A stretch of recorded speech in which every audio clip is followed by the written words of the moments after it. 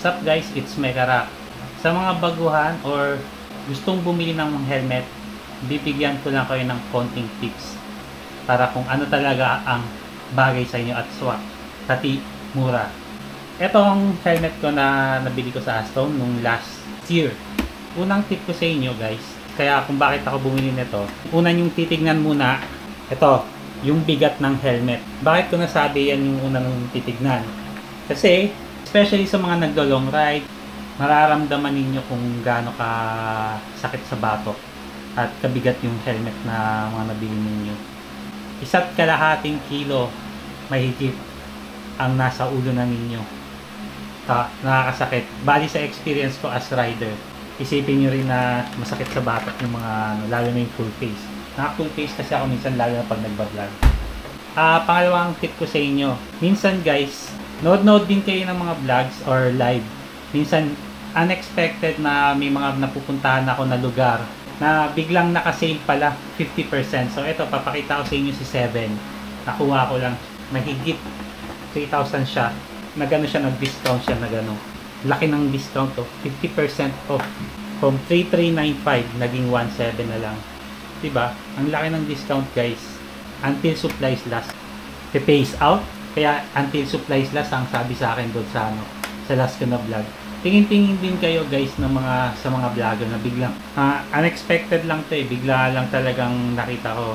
Friendly itong 7. Ewan ko kung 7 ba 'to, kasi nakalagay 7 no. 7 racing helmet. Pansinin niyo tong safety, visibility, comfort, ventilation, aerodynamic, compact. At ang nagustuhan ko sa kanya guys, meron pa siyang binigay sa akin, nakalimutan ko tawag dito, kinakabit sa likuran niya.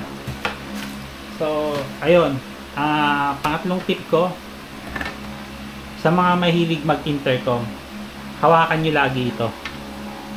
Kapag may butas dito, ibig sabihin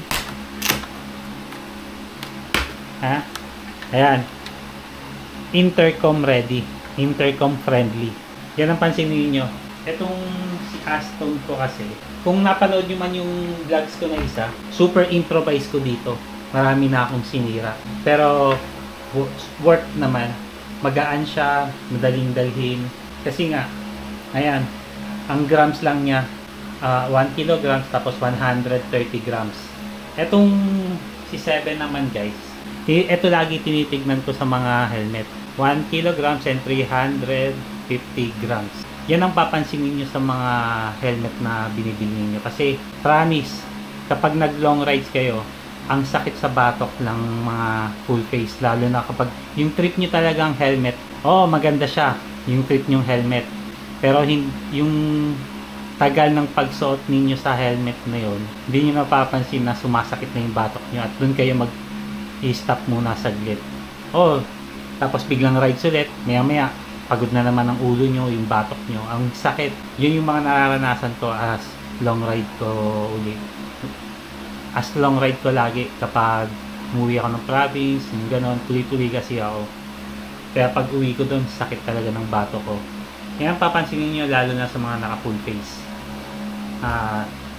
Check nyo lagi yung bigat ng helmet. Tapos pansinin nyo rin na minsan biglang nag-discount sila. Yun, tingnan nyo lang lagi. Tapos tingnan nyo din yung yung bigat at kung intercom ready. Hahawakan nyo lagi yung dito sa tenga. Yun yung lagi kong pinapansin kapag pumunta ako sa mga motorcycle shop. So yun lang guys. So Megarak signing out. Bye guys, see you on my next vlog.